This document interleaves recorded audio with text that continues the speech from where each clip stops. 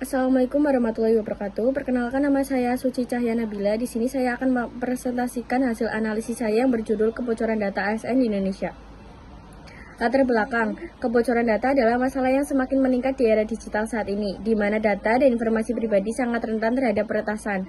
ASN di Indonesia sebanyak 4,7 juta telah bocor dan dijual di pasar gelap, dan kebocoran ini menyebabkan keresahan karena dapat mengancam privasi individu dan integritas lembaga pemerintah. Kebocoran ini juga menunjukkan adanya celah dalam sistem keamanan data, kelemahan infrastruktur keamanan, dan kurangnya pelatihan pegawai dalam pengelolaan data menjadi beberapa faktor yang dapat menyebabkan kebocoran seperti pada kasus di atas. Informasi kebocoran data, terdapat kebocoran data ASN sebanyak 4,7 juta dengan harga penjualan data seharga 15,9 juta rupiah. Penyebab kebocoran data. Yang pertama, ada sistem pemerintah tidak dilindungi dengan baik. Bisa juga karena penggunaan sistem yang lama atau belum kurangnya diupdate gitu. Tidak diupdate sehingga rentan terhadap serangan. Yang kedua itu ketergantungan pada sistem luar yang tidak aman dapat menjadi celah kebocoran data.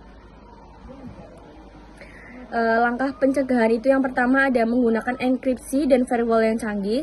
Yang kedua, meningkatkan pelatihan keamanan bagi pegawai akan kesadaran keamanan data.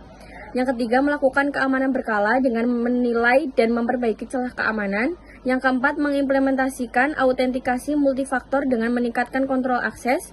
Dan yang terakhir, memastikan pembaruan sistem secara berkala untuk menghindari kerentanan. Metode ancaman. Yang pertama itu ada phishing, teknik penipuan untuk mencuri informasi login dengan menipu pegawai.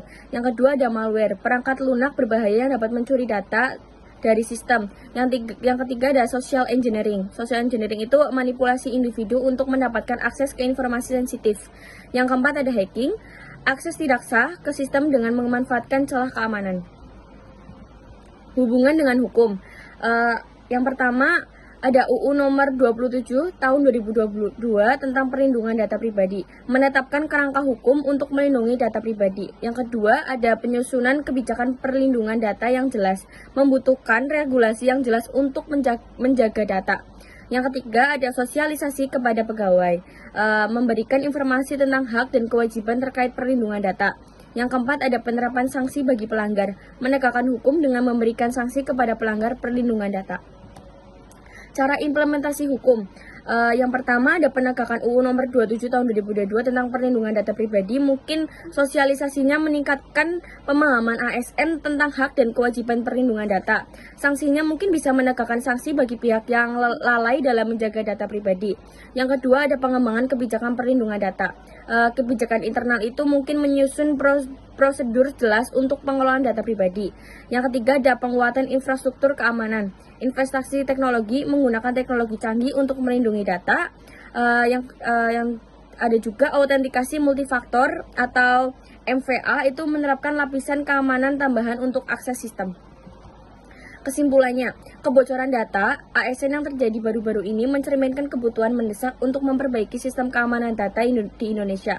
Langkah-langkah pencegahan yang efektif, penerapan hukum yang ketat, dan meningkatkan kesadaran mengenai keamanan data harus menjadi prioritas utama. Dengan melakukan tindakan yang tepat, diharapkan kejadian seperti berita di atas itu dapat dicegah di masa mendatang sehingga kepercayaan publik terhadap lembaga pemerintah tetap terjaga. Sekian dari presentasi saya. Mohon maaf bila ada salah tutur kata. Wassalamualaikum warahmatullahi wabarakatuh.